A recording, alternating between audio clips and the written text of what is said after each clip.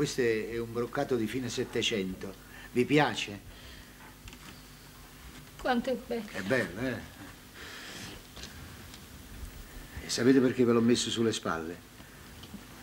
Perché questo pezzo di stoffa ha un potere fantastico, straordinario.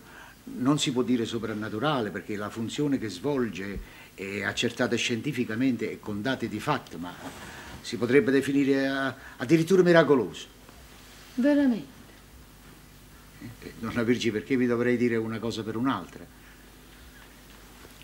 Chiunque si mette addosso questa stoffa, questo pezzo di stoffa, riceve una specie di benessere, non so, un influsso benefico capace di trasformare in euforiche manifestazioni di gioia qualunque stato depressivo, qualunque malinconia, qualunque tristezza.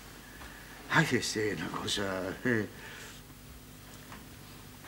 Un grande scienziato dell'epoca, fuggito dall'estremo oriente, non si sa bene per quali motivi, fu chiamato alla corte di Ferdinando IV per tentare di strappare la regina da uno stato depressivo, di prostrazione, in cui era caduto in seguito a una malattia, insomma, a una fattura. Una fattura? Una fattura confezionata ai suoi danni da oscuri elementi antimonarchici dell'epoca, perché pure allora c'erano le correnti sovversive, sì. Ecco, è naturale. No.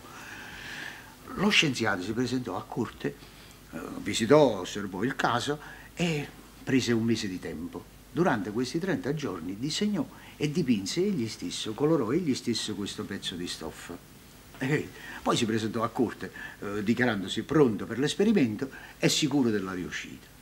La regina si mise questo pezzo di stoffa, non appena lo mise sulle spalle, riprese il suo umore gioviale, allegro, Donna Virginia, e visse felice e contenta per tutto il resto della sua vita. Appena stava di malumore, tutto allegra. E come si spiega? Come si spiega? Io ho la pergamena. La pergamena? C'ho la pergamena con la dichiarazione scritta di pugno dello scienziato. Questo è sì. Tutto, vedete, guardate, permettete. Tutto il mistero, vedete, consiste nel disegno e nella colorazione. Guardate questo disegno come parte involuto, è vero? E come prende via via, con vigore, prende corpo, per poi descrivere questa curva delicata che va a raggiungere inaspettatamente questo groviglio. Il pensiero umano percorre questo tracciato indipendentemente dalla nostra volontà. Capito? Parte con il disegno, si robustisce via via, piega con la curva delicata e poi va a mescolarsi con questo groviglio, il quale cancella definitivamente la macchia scura del colore triste che ognuno di noi porta sulla coscienza. La Virginia, il colore triste qual è? È il nero. Il nero, il funereo.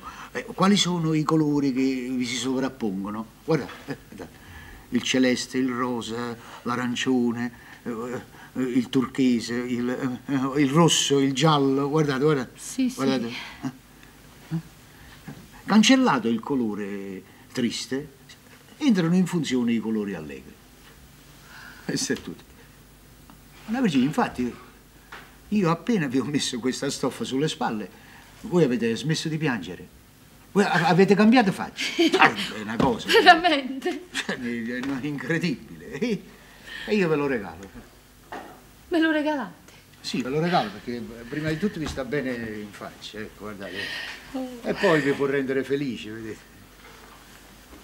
Grazie. Virgi, ci volevi sposare? Sì.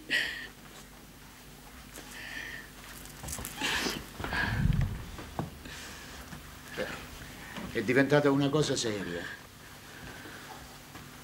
Pochi minuti fa non si trattava che di una mia intima aspirazione, tenuta segreto così, per paura di un rifiuto e per non compromettere il mio orgoglio di uomo. Mi metterei a piangere. Che fa? C'è la stoffa, no?